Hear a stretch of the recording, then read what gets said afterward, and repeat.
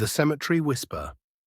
The return. Emily had never liked cemeteries. She avoided them whenever possible, but today was different. It had been 10 years since her grandmother's death, and guilt gnawed at her. She had promised to visit often, but life got in the way. The cemetery was eerily silent as she stepped onto the gravel path. The air was heavy, thick with the scent of damp earth. A cold breeze swept through the graves, sending a chill down her spine.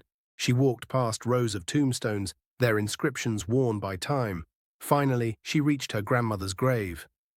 The stone was covered in moss, the engraving barely visible. Margaret Holloway, beloved grandmother, 1945-2013. Emily sighed, brushing away the leaves that had gathered at the base of the grave. "I'm sorry, Grandma," she whispered. "I should have come sooner." A sudden gust of wind rustled the nearby trees, and in that moment she heard it. A faint whisper. "Thank you for coming back." Emily froze. The voice was soft but unmistakable, like a breath against her ear. She spun around. The cemetery was empty. Her heart pounded. Maybe it was the wind. Maybe she was imagining things. She shook off the uneasy feeling and placed a bouquet of lilies on the grave. But as she turned to leave, she felt a presence behind her. The air grew thick, suffocating. And then something brushed against her shoulder, cold, skeletal. She ran. The haunting begins. Emily barely slept that night. The whisper echoed in her mind. Every time she closed her eyes, she saw shadows shifting in the corners of her room. At 3 a.m., her phone vibrated. A message from an unknown number. "You left too soon." Her blood ran cold. She hesitated, then typed back, "Who is this?" No response. Emily locked her phone and turned off the bedside lamp. But as soon as darkness filled the room, a faint scratching sound came from her closet. She held her breath. Rats? The wind? The scratching grew louder, then a slow creak, the closet door opening by itself. Emily grabbed her phone and turned on the flashlight. The closet was empty. But when she looked at the inside of the door, her stomach twisted. 4 deep claw marks ran down the wood. Something was in her house. The forgotten truth. The next morning, Emily visited her mother. "Mum, did Grandma ever mention strange things happening at the house?" Her mother hesitated, then sighed. "Your grandmother was always superstitious. She used to say the cemetery was cursed, that once you heard the whisper, you belonged to it." Emily's hands trembled. "What do you mean?" Her mother's face darkened. "She believed that if you ignored the whisper, the dead would come for you." Emily's breath caught. "Come for me?" "Yes, that's why she never wanted us visiting after dark. She said they could follow you home." Emily's stomach twisted. She had visited at sunset. Had she broken some unspoken rule? Her mother took her hand. "You look pale, sweetheart. Are you feeling okay?" Emily forced a nod. "Yeah, just tired." But deep down she knew something was very wrong. The shadow in the hallway. That night the whispers returned. Emily lay in bed, staring at the ceiling, when she heard it again. "Thank you for coming back." The voice was closer this time. She bolted upright, heart pounding.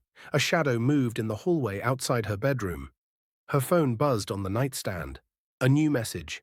"Let me in." She turned toward the door. The handle twisted slowly, creaking. Emily grabbed the lamp and hurled it at the door. The sound shattered the silence. Then, nothing. She approached the door cautiously and pressed her ear against it. Silence. But as she exhaled, something scratched against the wood. From the other side. The graveyard's curse. Desperate for answers, Emily returned to the cemetery the next morning. She found the caretaker, an old man with sunken eyes. "Sir," she said, "have you ever heard whispers here?" The man's expression darkened. "You shouldn't have come back." Emily swallowed hard. "Please, just tell me." He hesitated, then spoke in a hushed tone. "There's a legend.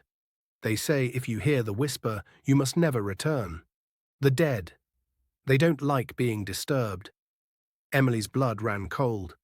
"But I already heard it," she whispered. "What happens now?" The caretaker looked at her with sorrow. "You belong to them now." A gust of wind howled through the graveyard. Emily felt something brush against her arm, cold, clammy. She turned, and for the briefest moment, she saw her grandmother's grave open.